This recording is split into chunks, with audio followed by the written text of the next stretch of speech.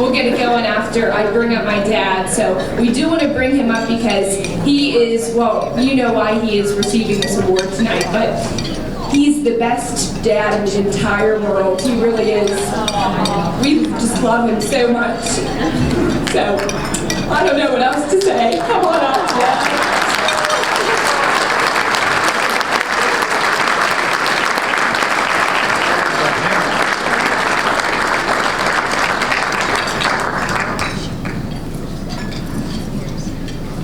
People know me, you know, when I walked in here, someone said to me, your speech may last, what, over and under 30 seconds before you break down. I said, if I'm a betting man, which I could be, I'll take the under. So, but before I do anything else, I want to say, let's hear it one more time for Jimmy Spagnola. How about and Jimmy's mom, you gave a hell of a speech, let me tell you that. That's strong and is proud, and from everything you guys have gone through, just tremendous stuff, and God bless you all, your whole family. You saw firsthand what it's all about here. So that's what I want to thank all of you for being here tonight, for your support of Lending Hearts. Because your presence here will continue to grow this organization and does exactly what it says, which is lend its heart to make a difference to people, patients, families who have cancer. I have to commend Vaso Poloris because she single-handedly started this with a mission. She had first-hand experience. She wanted to make a difference. And it takes vision, it takes passion, it takes energy, lots of energy.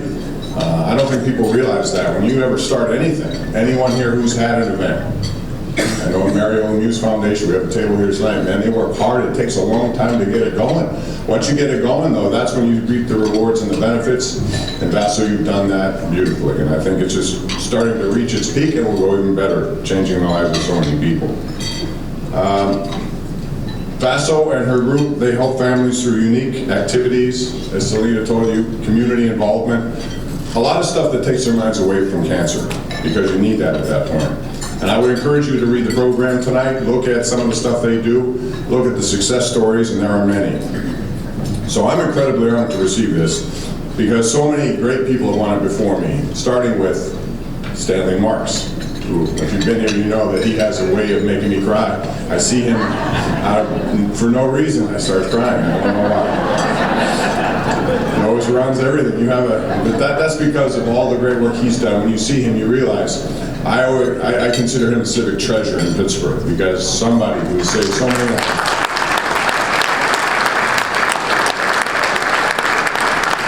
James Conner won it a few years ago. Jameson Tyrone, both of those guys overcame their own personal battles, and they were public battles. They invited people into their lives to see what it was like to battle cancer. So they lend their hearts to this organization as well. And again, to really understand how big of a battle it is, you have to know someone who has been through this. You have to know people who've gone through cancer. And I suspect everybody in this room, not just the people that you see who come into the stage, but everyone has had a family member, a friend, it may be yourself. You know what kind of pain you have to go through sometimes to get through this disease. As I said in the video, my mother went through lung cancer, battled for 9 years. I saw lessons, I learned how much of a fighter she was. I saw what my father did, which is truly unconditional love, because he had to go through a lot just to be her caregiver. Even when you have, though, all the love of a family, all the love of your friends, you still need doctors, you still need nurses, you need people who can supply you with emotional support. That's what Lending Hearts does better than anybody else. So, Selena mentioned that this past year has been interesting for us, because both my wife Lisa and I had cancer diagnoses that came 1 week apart, and out of the blue. And all I can tell you that when you go through that, the stress increases, you're wondering why. And for us both, it was just because we went through routine checkups. If I leave you with one thing here tonight, and I'm sure Jimmy and your family will attest, man, you gotta get tested, you gotta get looked at, you gotta get examined. There's no reason not to. People are afraid to get examined. I don't understand why. Now I've become, you're probably sick of me texting Stanley. I have a mark on my face. What does that mean? Is cancer back? Stanley. But I mean, you get to the point where you need to take care of yourself. And all it takes is one checkup. It could save your life, because you can catch these early. And both Lisa and myself, we had at stage 1, different kinds of cancers. Unfortunately, both of the surgeries we had went very well. Thankful for the doctors at Allegheny Health Network. Stan referred me to a lot of great people there as well. Dr. McCormick, Dr. Eatington, they all were terrific and helped us survive that for now, and we hope it continues. But for me, subsequently, I have blood thinners that I'm on because everybody in here on blood thinners, do you know how crazy that can be? And because on blood thinners, I had something to happen to me afterwards. A week after, I had a hematoma, which could have been something worse if we did not go back in. So I needed a second surgery to get rid of that thing. And the bottom line is, everyone goes through it, and everybody who's gone through it knows what it takes to make sure that you don't go through it again. Sometimes it's a hard knock on the door that you're going to get, but you have to answer it. I think, by the way, we're very lucky to live in a region that has so many great hospitals and so many great doctors. We're very fortunate here in Western Pennsylvania.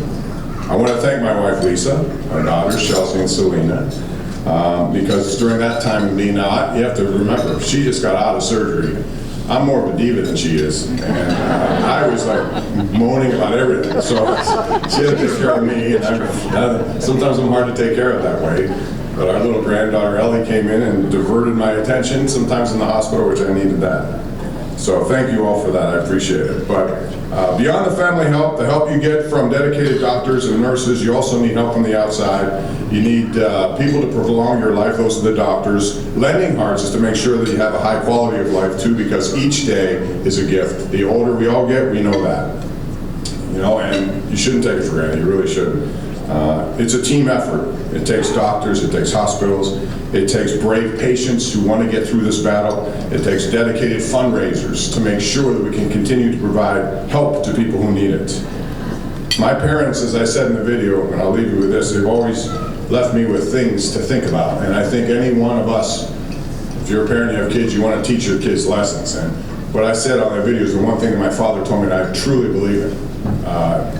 It's nice to be important and more important to be nice, because being nice doesn't take much effort at all. You could walk along, and even though it may not mean anything to you to say hi or to offer somebody a smile, it may mean the world to them. So I'll leave you with one of my own little sayings, because we live in a culture, as you know, that pretty much counts everything. We count our 401ks, although don't do it today. We count dollars, we count material things. We count our likes, we count our retweets, we count our steps, we count our calories, we count everything. But I think the one thing that we do not count enough is our blessings. So thank you. I really appreciate it.